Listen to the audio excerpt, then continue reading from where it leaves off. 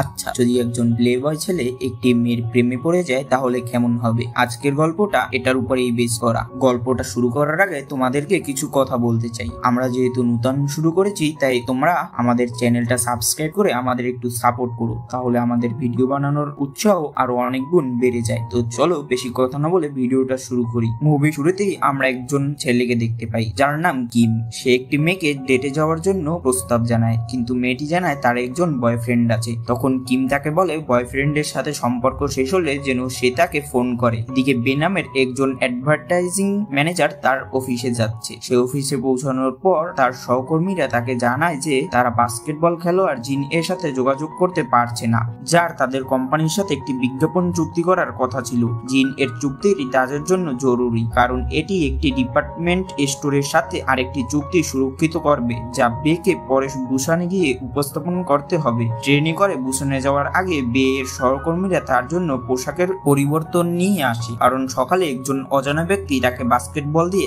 আঘাত করায় তার নিজের পোশাকে কফি পরে নষ্ট হয়ে গিয়েছে। নতুন পোশাকটিতে স্বাভাবিকভাবেই তাকে আরো সুন্দর লাগছে। অন্যদিকে কিম তার অফিসে বসে জিন এর সাথে যোগাযোগ করার চেষ্টা করছে, কারণ সে জিনকে আমেরিকার এনবিএ তে পাঠানোর পরিকল্পনা নিয়ে আলোচনা করতে চায়, কিন্তু জিনকে পাওয়া যাচ্ছে না। তার সিনিয়র ক্যাং তাকে জানায় যে জিন হয়তো বুসানে আছে, তাই তারা সেখানে ট্রেন করে তার সাথে দেখা করার পরিকল্পনা করে। কিং এবং ক্যাং ট্রেনের স্টেশনে চলন্ত সিঁড়িতে বে এর পাশ দিয়ে যায়। তারা বে এর চমৎকার রূপের প্রশংসা করে এবং তাদের পথ আলাদা হয়ে যায়। ট্রেনে ওঠার আগে বে তার দুই হাই স্কুল বন্ধুর সাথে দেখা করে, যাদের মধ্যে একজন বলে যে সে এমন একজনকে বিয়ে করতে যাচ্ছে যাকে সে মাত্র 2 মাস ধরে চেনে। বে অবাক হয়, কারণ তার বন্ধু যাকে বিয়ে করতে যাচ্ছে সে আর কেউ নয়, তার বয়ফ্রেন্ড ছিল। এই অস্বস্তিকর পরিস্থিতি দেখে বে দ্রুত বিদায় নিয়ে বুসানে তার ট্রিপের জন্য চলে যায়। কিম ট্রেনের টিকিট কেনে, কিন্তু তাকে এবং ক্যাংকে আলাদা বগিতে বসতে হয়। টিকিট কেনার সময় তারা কিম এর আগের রাতের ওয়ান নাইট স্ট্যান্ড নিয়ে কথা বলে, যা টিকিট বিক্রেতাকে অস্বস্তিতে ফেলে দেয়। কিন্তু যখন কিম তাকে ধন্যবাদ জানিয়ে তার নাম ধরে ডাকে, তখন মেয়েটি মুগ্ধ হয়ে যায়। ক্যাং একই চেষ্টা করে কিন্তু ভিন্ন প্রতিক্রিয়া পায়। ট্রেনে দেখা যায় বে কিম এর পাশের সিটেই বসেছে। কিছু সময় পর কিম খুব সহজেই তার সাথে কথা শুরু করার চেষ্টা করে, এমনকি তার খাবারের অর্ধেকটা তাকে অফারও করে। তবে বে দৃঢ়ভাবে তার সাথে দূরত্ব বজায় রাখার চেষ্টা করে, যা একটি ফোন কল নিতে উঠে যাওয়ার সময় একটি অপ্রীতিকর ঘটনার মাধ্যমে শেষ হয়। ফোনটি তার বয়ফ্রেন্ডের কাছ থেকে এসেছে, যে তাকে তার পুরনো ল্যাপটপটি পাঠাতে বলে, কিন্তু সে ভুলে যায় যে বে এখন একটি ব্যবসায়িক সফরে আছে। বে হতাশ হয়, কারণ সে যখন তার দিনের কথা বলতে চায় তখন তার বয়ফ্রেন্ড তা উপেক্ষা করে এবং ফোনটি কেটে দেয়। দেখে মনে হচ্ছে তাদের সম্পর্কটি বেশি ভালো যাচ্ছে না। বে তার সিটে ফিরে আসে এবং দেখে যে কিম তার জন্য 1 বোতল দুধ কিনেছে, কারণ সে একটু আগে দুধ খেতে চেয়েছিল। বে কিম এর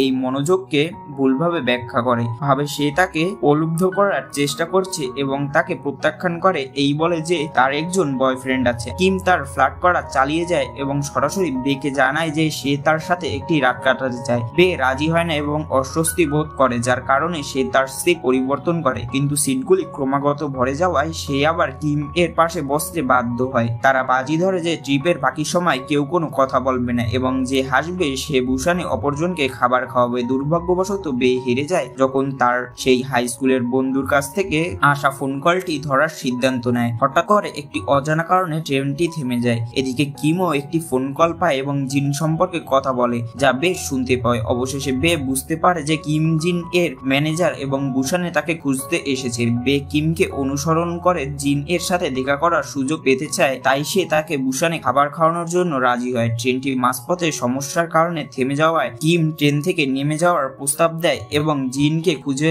পাওয়ার জন্য বেও তাকে অনুসরণ করতে বাধ্য হয়। তবে ভাগ্য তাদের সাথে নেই, কারণ তারা নামার কিছুক্ষণের মধ্যেই ট্রেনটি আবার চলতে শুরু করে, ফলে তারা মাঝখানেই আটকে যায়। আর ক্যাং তখন ট্রেনের শৌচাগারে তার কাজ নিয়ে ব্যস্ত ছিল।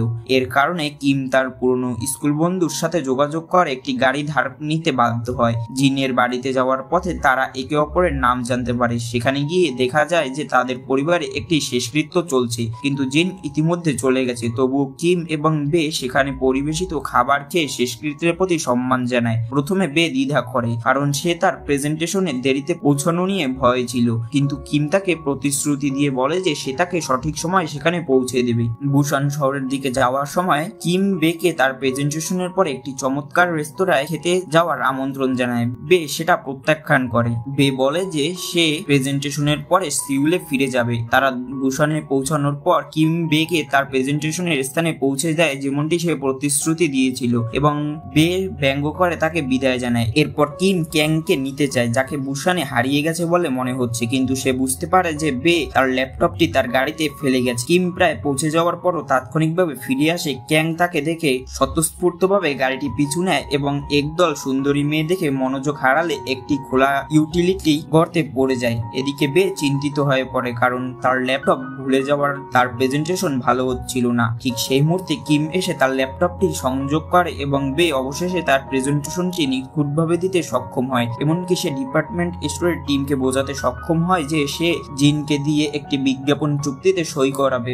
বেকে সফলভাবে সাহায্য করার পর কিম দুর্ভাগা ক্যাংকে আনতে যাওয়ার জন্য চলে যায়। প্রেজেন্টেশনের পর বে কিম এর সুপারিশ করা রেস্তোরাঁয় যায়। দেখা যায় কিমও সেখানে ক্যাং এর সাথে এসেছে। অবশেষে তারা তিনজন একসাথে খেতে বসে। কিম রেস্তোরাঁর মালিকের মেয়ের সাথে বে এর তার বান্ধবী হিসেবে পরিচয় করিয়ে দেয়। আসলে রেস্তোরাঁটির মালিক কিমের খালা। যখন বে খাবারের দাম দিতে যায় তখন রেস্তোরাঁর মালিক বলে যে তাকে বিল দিতে হবে না, কারণ সে তার ভাগ্নের প্রেমিকা। কিম বেকে স্টেশনে যাওয়ার জন্য একটি ট্যাক্সি খুঁজতে যায়, কিন্তু ট্যাক্সিতে ওঠার ঠিক আগে কিম এর ভাইজি তাকে জানায় যে সে জিন এর অবস্থান জানে। তারা বাস্কেটবল অনুশীলনের ভবনে যায়, কিন্তু দেখা যায় জিন আবার চলে গেছে। ও কিমকে পরামর্শ দেন যে জিনকে এনবিএ তে যাওয়ার জন্য চাপ না দিতে এবং তাকে নিজের পথ বেছে নিতে দিতে, কারণ সে কিম এর মতো উচ্চাকাঙ্ক্ষী নয়। তবে কিম তখনও জোর দেয় যে এটি সেরা পছন্দ, কারণ তার মনে হয় জিন এর এই সুযোগ প্রত্যাখ্যান করা বোকামি। কিম এবং বে চলে যাওয়ার পর ক্যাং তাদের খুঁজতে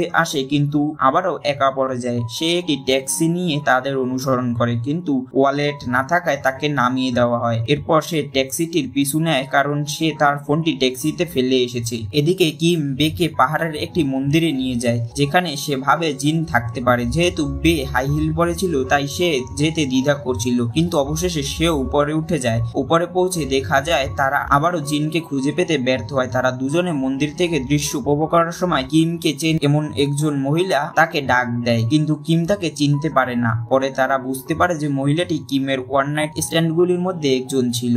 বে এই কারণ নিয়ে তার সাথে মজা করে। তারা দুজনে মন্দির থেকে হাঁটতে হাঁটতে আসে এবং বৃষ্টির কারণে আশ্রয় নিতে বাধ্য হয়। কিম বুঝতে পারে যে হাই হিল পরে এতক্ষণ হাঁটার কারণে বের পায়ে ব্যথা হচ্ছে, তাই সে পা মালিশ করে দেয়। কিছুক্ষণ পর বৃষ্টি থেমে যায়। মনে হচ্ছে বে কিম এর আকর্ষণ এবং দয়া মুগ্ধ হতে শুরু করেছে। সে বলে যে সে কোনো প্রতিশ্রুতি ছাড়াই কিম এর সাথে রাতটি উপভোগ করতে চায়। তারা দুজনে কিছু পানীয় কিনতে বাইরে যায় এবং একটি হোটেলের রুমে থাকে। বে এমন একজন মানুষের সাথে ঘুমাতে গিয়ে নার্ভাস অনুভব করে যাকে সে সবেমাত্র দেখেছে, বিশেষ করে এটি একটি ওয়ান নাইট স্ট্যান্ড হওয়ায়। কিম তাকে জিজ্ঞাসা করে কেন সে অবশেষে এটি করতে রাজি হয়েছে। বে উত্তর দেয় যে তার মনে হয়েছে সে একজন সত্যি ভালো মানুষ। এটি শুনে কিম এখন বে এর সুযোগ নেওয়ার ভুল মনে করে। সে বুঝতে পারে যে বে সেই ধরনের সস্তা মেয়ে নয় যাদের সাথে সে অভ্যস্ত, তাই সে পিছিয়ে আসে এবং বলে যে তাদের এই রাত একসাথে ঘুমানো উচিত নয়। বে হোটেল ছেড়ে চলে যায় এবং কিম তার পিছু নেয়। কিম বলে যে সে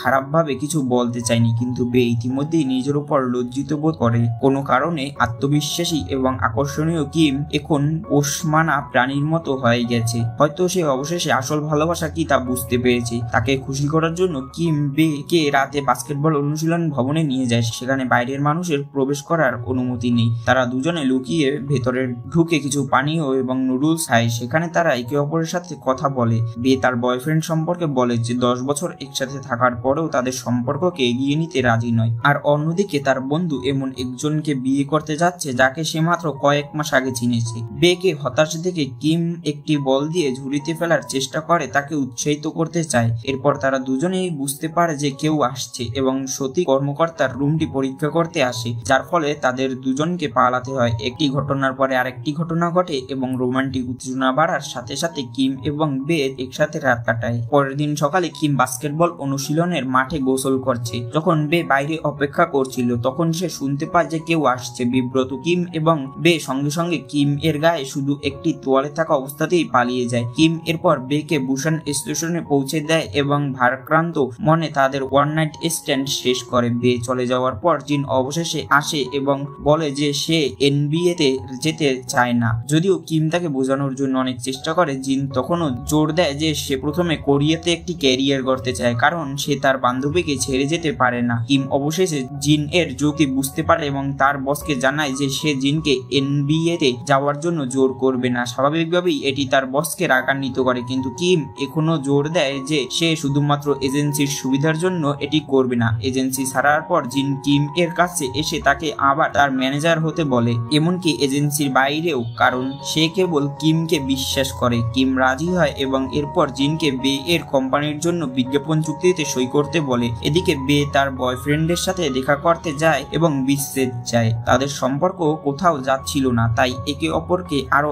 আঘাত করার আগে এটি শেষ করে দেওয়াই ভালো। পরে কিম জিন এর চুক্তিটি দেওয়ার জন্য বে এর অফিসে যায়, কিন্তু দেখা যায় বে অফিসে নেই, তাই সে রিসেপশনিস্টকে এটি তাকে দিতে বলে। আসলে বে তার বন্ধুদের সাথে একটি ক্যাফেতে আছে। কিম বে এর পাশে বসে, কিন্তু বে কিম এর উপস্থিতি খেয়াল করেন না। তারা বে এর বিচ্ছেদ নিয়ে কথা বলে এবং তার বন্ধু বেকে সেই ছেলেটি সম্পর্কে জিজ্ঞাসা করে যার সাথে তার ট্রেনে দেখা হয়েছিল। বে বলে যে এটি কেবল একটি ওয়ান নাইট স্ট্যান্ড ছিল এবং এটি তার বা সেই মানুষটির কাছে কিছুই বোঝায় না। কিম এটি শুনতে পায় এবং তার কাছে এই কথাটি খুবই খারাপ লাগে। এই প্লেবয় কিম তার স্বাভাবিক ওয়ান নাইট স্ট্যান্ডের চেয়ে আরো বেশি কিছু আশা করেছিল।